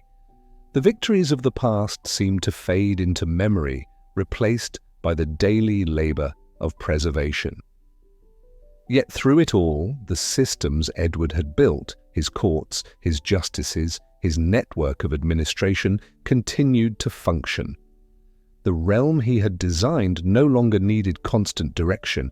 It moved according to the rhythm he had set decades before. Still the losses gathered. In 1369, Queen Philippa of Hainault, Edward's companion of nearly 50 years, fell ill and died at Windsor. Her passing marked the end of warmth in the king's life. Together they had endured war, plague, and victory. Her gentleness had softened his rigor, her counsel had steadied his judgment. Without her, the palace grew colder. Chroniclers wrote that Edward aged suddenly after her death, his laughter gone, his vigor dimmed. He withdrew from the feasts and tournaments that had once filled his court with color, preferring solitude in the chambers where she had lived. Her tomb, ordered by his own design, stood near St. George's Chapel, the heart of his beloved Windsor. There he would often sit alone, surrounded by silence, the faint echo of choral hymns drifting through the stone. England, meanwhile, continued to move forward, sustained by the structure he had forged. The merchants of London kept the ports busy. The justices of the peace carried royal authority into every shire. The navy guarded the coasts with quiet efficiency. Parliament met regularly, debating taxes and trade with an independence that would have been unthinkable in his youth. Edward's reign had grown into something larger than himself, an organism that breathed without his constant touch.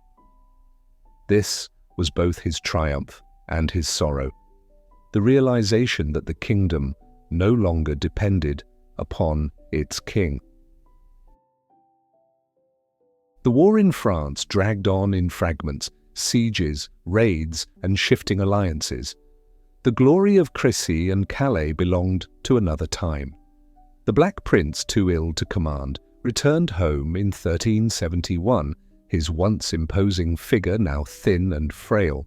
He lived quietly, supported by his father's affection and England's gratitude, but his illness deepened. Edward watched helplessly as his son's strength faded. In 1376, the prince died, leaving behind a single child, a boy named Richard, destined one day to inherit a kingdom that had outgrown its founder's grasp. The king mourned in silence, his heart already heavy with Philippa's absence. Those who saw him in his final years spoke of a man who had turned inward, his once clear gaze now clouded with thought. He attended fewer councils, delegated more decisions, and spent long hours staring from the windows of his palace toward the river, as if measuring the distance between past and present. The court itself began to change. The younger nobles, raised in a world of peace and order, lacked the steel of their forebears. Corruption crept in through the cracks of comfort. Parliament, sensing the king's weakness, grew bolder in asserting its authority. In 1376, it convened what became known as the Good Parliament, a session marked by accusation and reform. The Commons, emboldened by their sense of justice, demanded accountability from the king's ministers. They expelled courtiers accused of greed, curtailed royal expenditures, and spoke openly of the need for transparency.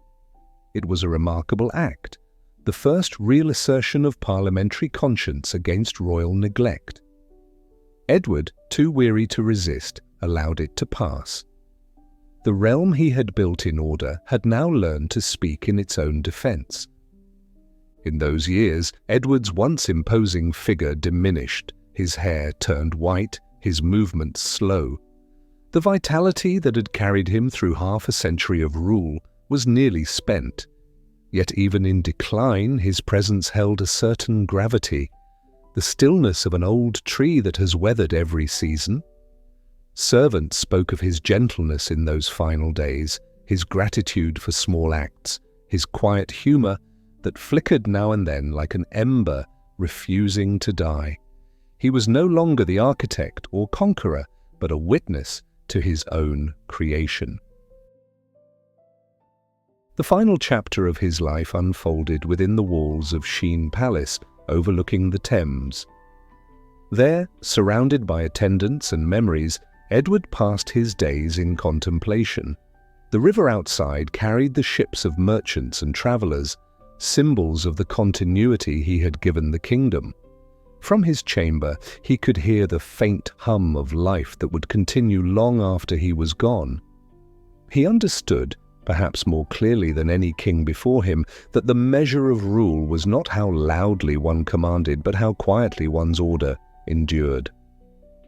In June 1377, the end came softly. The old king, once feared and admired across Europe, lay in his bed, the room filled with the smell of candles and linen. He asked for no ceremony, only the comfort of prayer. Those who attended him said that his last words were not of battle or glory, but of Philippa. Her name, spoken faintly, carried on his final breath. When he died, the crown passed not to a warrior, but to a child, his grandson Richard, barely 10 years old. The realm mourned, though it did not collapse. The systems he had built continued to function. The council met, the navy sailed, the law held. England endured even as the man who had forged it faded into memory. In the chronicles of later generations, Edward III would be remembered as the architect of England's greatness. A king who transformed war into order, ambition into structure, power into permanence. Yet in truth, his greatest legacy lay not in conquest or construction, but in continuity. He had learned to rule with time rather than against it, to understand that strength matures into stillness, and that a crown, though heavy, can outlast the hand that wears it. The twilight of his reign was not a decline, but a settling, the long exhale of a life spent shaping the rhythm of a nation. The end of the reign. The summer of 1377 settled softly over England, warm and pale beneath a sky washed in silver light. The fields along the Thames shimmered in quiet abundance, and the air carried that gentle stillness which often comes before the turning of an age. Inside Sheen Palace, the river's faint murmur drifted through open windows, mingling with the distant bells of London. The old king lay in his chamber, surrounded not by courtiers or ceremony, but by silence. The same kind of silence that had marked his beginning half a century earlier. Edward III, once the boy king of a fractured realm, now approached his final hour at nearly 65, his life stretched across one of the longest and most transformative reigns in English memory. The room in which he rested was modest by royal measure. The curtains, once a deep crimson, had faded into rose. The air smelled faintly of wax and old wood. The windows faced west toward the river, where the evening sun turned the water gold. Servants moved quietly, their steps muffled by rushes. A priest stood near the bed, murmuring prayers in Latin, while at the foot of the chamber a single candle burned low, its flame steady despite the passing breeze.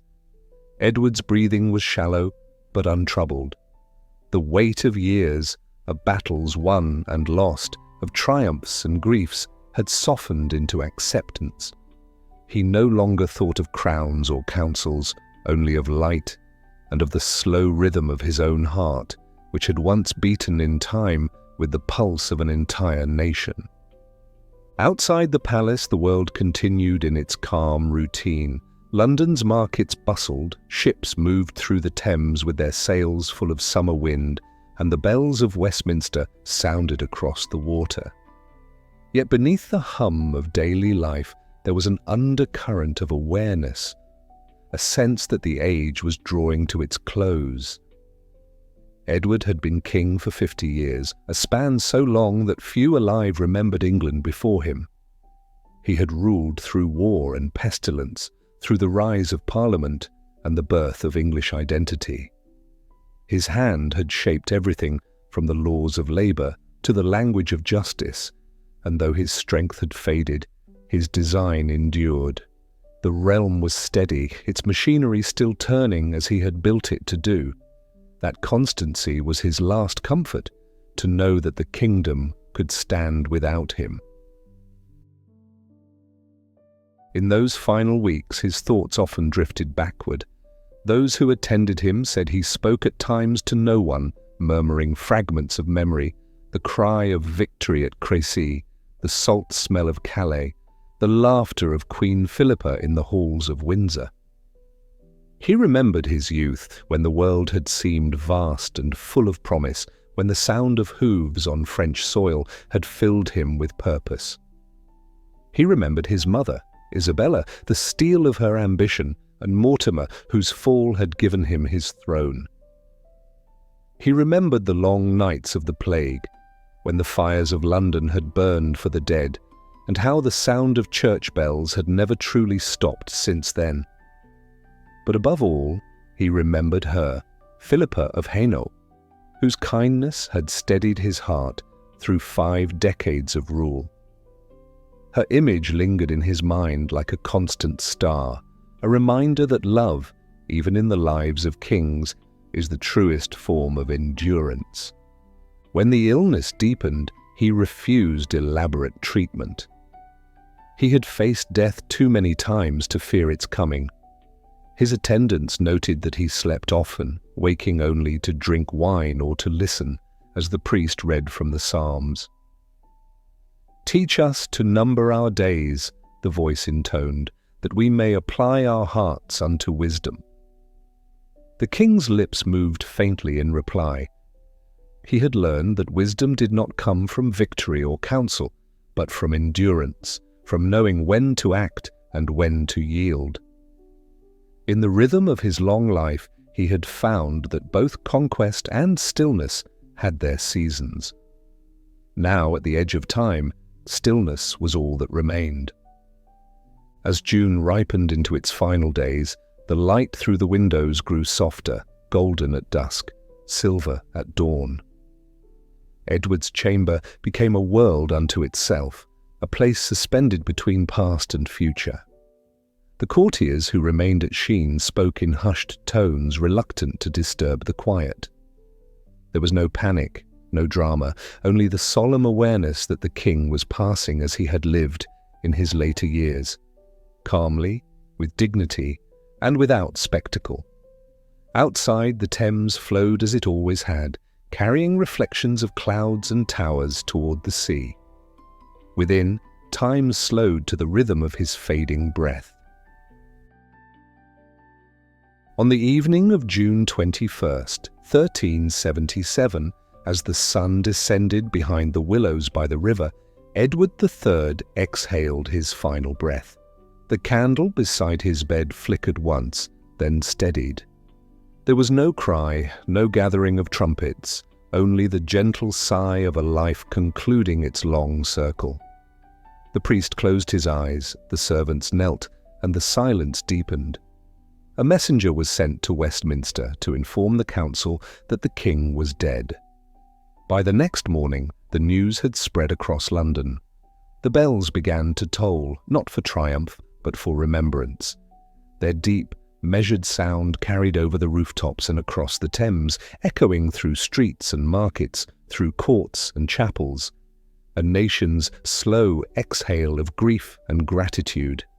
Edward's body was taken to Westminster Abbey, the ancient heart of England's kings. The procession moved at dawn through streets lined with citizens who bowed their heads as it passed. There was no wailing, no display of mourning. The sorrow was quiet, collective, and profound. The coffin, draped in blue and gold, was borne upon a cart drawn by black horses. Behind it rode the nobles of the realm, John of Gaunt, steadfast as ever, his expression unreadable, young Richard, the grandson and heir, pale with wonder and fear. The people watched as the cortege disappeared through the abbey gates, knowing they were witnessing the close of an age. Within the abbey, the burial was conducted with solemn grace.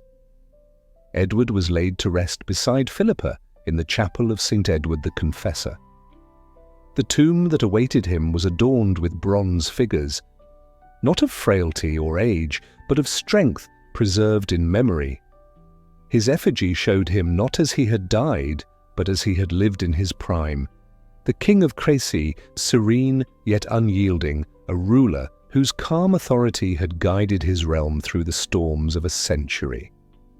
The bronze captured none of his weariness, none of the grief that had hollowed his later years. It showed instead the man he had become in the eyes of history, a monarch who embodied both courage and restraint. As the final prayers were spoken and the last candles extinguished, the air within Westminster held a stillness that felt almost alive.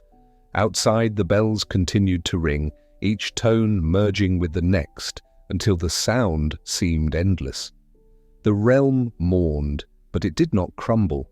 The council met within days to confirm the succession. Ships sailed, markets opened, laws were read aloud in English as he had decreed. The order he had built remained intact, unbroken by his death. In that endurance lay the truest measure of his reign. For Edward had not ruled merely to conquer or to command. He had ruled to create permanence. His vision had turned war into structure, ambition into law, and the chaos of his youth into the quiet balance of maturity. He had begun as a boy in a divided kingdom and ended as the architect of a nation's identity. The England he left behind was no longer a collection of barons and fiefs, but a unified realm, a place that spoke with one voice, wrote in its own tongue, and believed in its own continuity. When the last echoes of the funeral bells faded, the summer returned to its calm. The river flowed past Westminster, carrying sunlight and silence toward the sea. Above the abbey, the air shimmered with dust and incense. And in the shadowed chapel where the king slept beside his queen, the bronze effigies caught the light, the eternal reflection of a reign that had shaped the memory of England. Time moved on, but the calm strength of Edward's image remained, his hand forever resting upon the orb of sovereignty, his face turned not toward heaven, but toward the horizon of his own making. The boy king was gone, but the order he had built endured, whispering through stone and history alike, the long, patient rhythm of England itself. Legacy of Stone and Language. When the last echoes of the bells faded over London and the dust of mourning settled, England did not fall silent. It simply changed its tone. The passing of Edward III did not end his reign so much as transform it into permanence. What he left behind was not an empire of conquest, but a design of endurance, a kingdom built upon balance, continuity, and the quiet authority of structure. His victories might fade in memory, his banners might darken in the archives, but the framework he created, of governance, of justice, of language, would outlast the centuries. Stone and word became his monuments. Each carried his legacy differently, one through the weight of architecture, the other through the rhythm of speech. Together they formed the foundation of a nation that would come to see itself as something more than land or lineage, as an idea that could endure. Edward's England was not the first to know kings, but it was among the first to know continuity. Before him, the realm had been a pattern of uncertainty. Crowns lost and reclaimed, loyalties divided, languages at war within the same island. His genius lay not in invention, but in arrangement. He understood that power must be organized if it was to survive the frailty of men. Through his reforms, he turned what had been the private will of rulers into the public rhythm of institutions. Parliament, once a sporadic gathering of magnates, became a permanent element of government. The House of Commons, representing the shires and towns, began to find its voice. No longer a mere audience for royal decree, it became a chamber of dialogue. Cautious at first, then confident. Edward did not resist this growth. He allowed it to take root, understanding that shared governance was not weakness, but longevity. Under his hand, justice too found new shape. The royal courts expanded their reach, ensuring that law, not personal favour, defined the crown's authority. The justices of the peace, born of his vision, carried royal oversight into every shire. They became the living link between monarchy and village, ensuring that even the smallest disputes echoed the king's order. Their role would survive plagues, wars, and dynastic changes, persisting as one of the most stable pillars of English governance. The machinery of law became self-sustaining, no longer dependent on Edward's presence, but guided by the structure he had set in motion. In this, his rule achieved what every ruler secretly desires: permanence without tyranny, authority that endures without oppression. But perhaps the most profound of his legacies was spoken, not built. In replacing French with English in the courts of law, Edward transformed the sound of governance. For the first time since the Norman conquest, the language of the people became the language of power. What had begun as a practical decree soon evolved into something deeper, a unification of identity. The king's command that laws be written and heard in English did more than ease communication. It declared that the realm was not a divided court and countryside, but a single voice. From the halls of Westminster to the markets of York, a shared sound began to spread, a sound that carried law, poetry, and history alike. English ceased to be merely spoken. It became official, recorded, dignified. In this unification of language, Edward achieved a cultural transformation as lasting as any conquest. The scribes who once copied French charters now learned to shape their letters in a new rhythm. Poets who had hidden their craft behind Latin and Norman forms began to write for their own people. Within a generation, the English tongue would give birth to a literature that captured both the majesty and humility of the land, from chronicles of kings to the everyday beauty of common life. In the cadences of that language, one could hear echoes of Edward's vision. Strength refined by restraint, clarity tempered by rhythm. The architecture of his era mirrored this same harmony. Castles, churches, and civic halls rose not as monuments to vanity, but as embodiments of order. Windsor, his masterpiece, stood at the heart of that legacy, its stones cut with precision, its arches lifted in quiet balance between might and grace. It was both fortress and sanctuary, a symbol of authority rooted in permanence rather than aggression.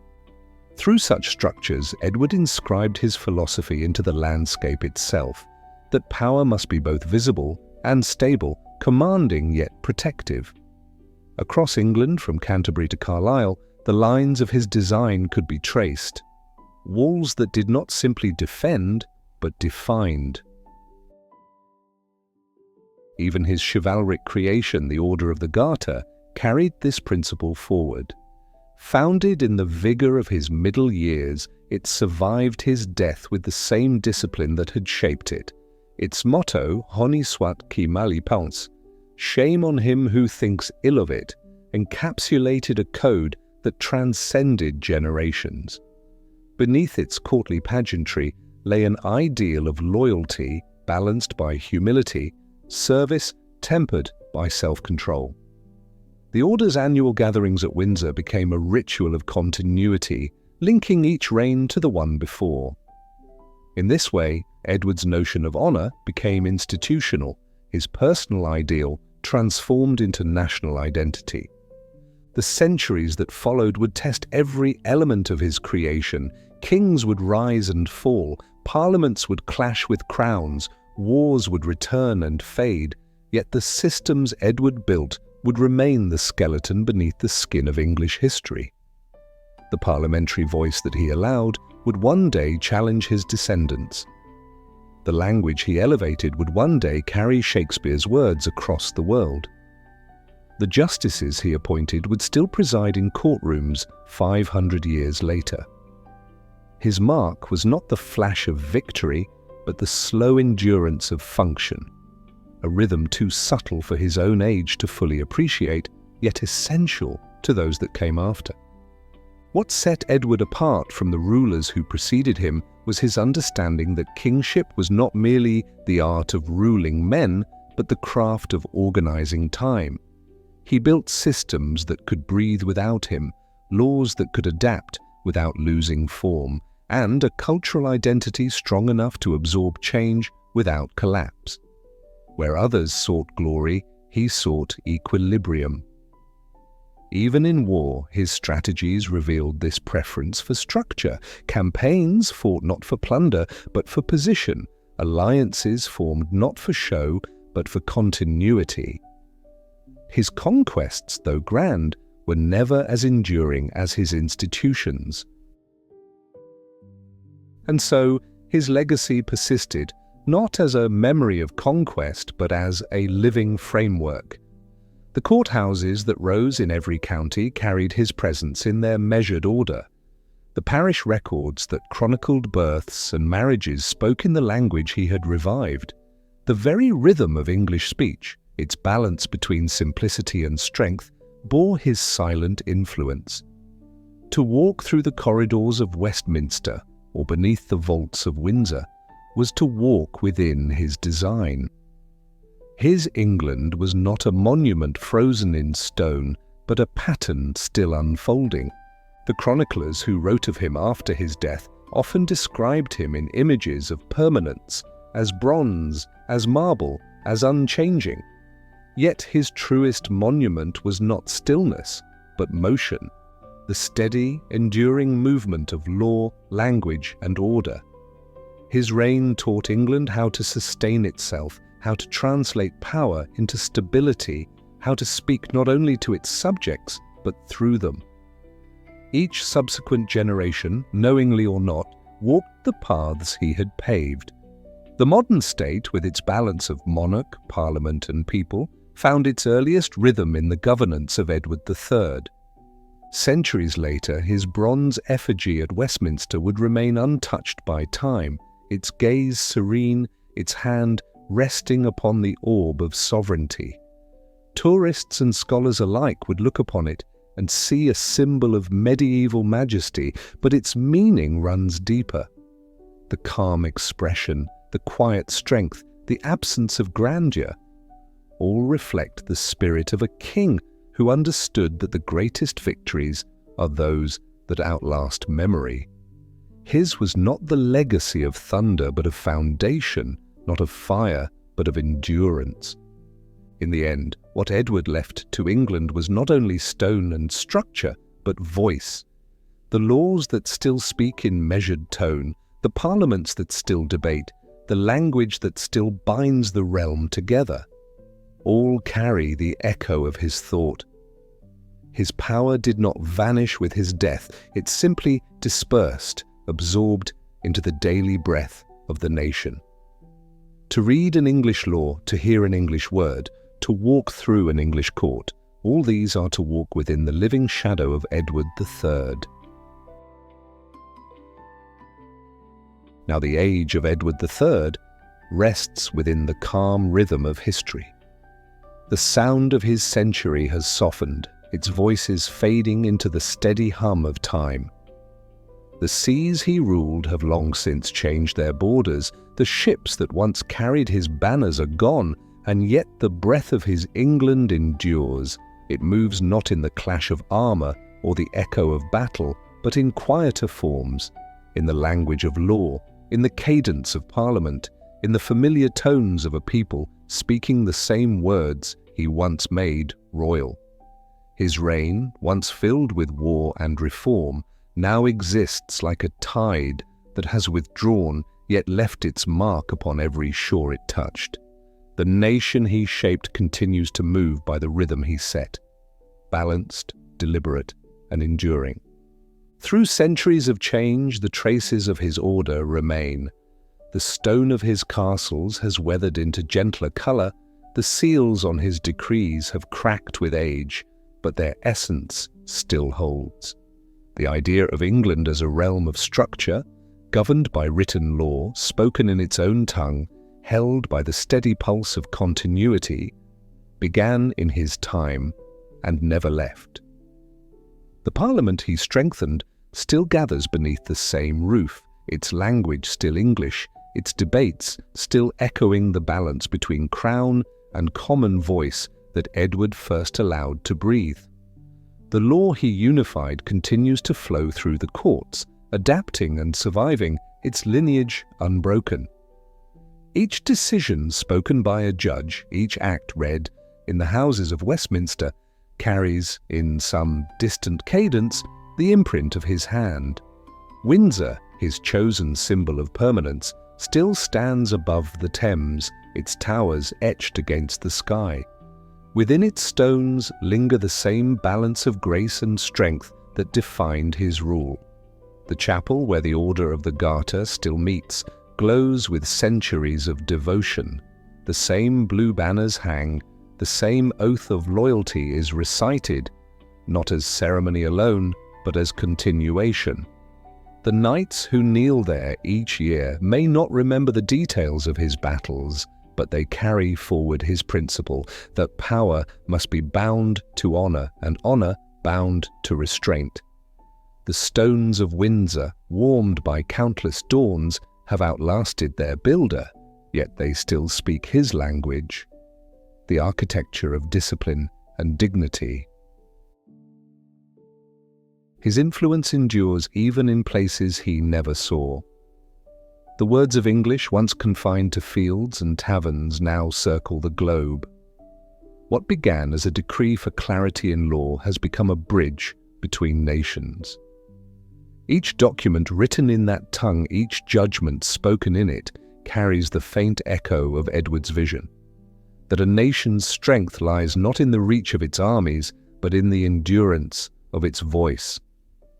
The empire that would one day rise under his descendants bore the pattern he had drawn: expansion anchored in administration, conquest measured by continuity. The rhythm of his governance, slow, deliberate, architectural, became the template for how England learned to rule not only itself, but others.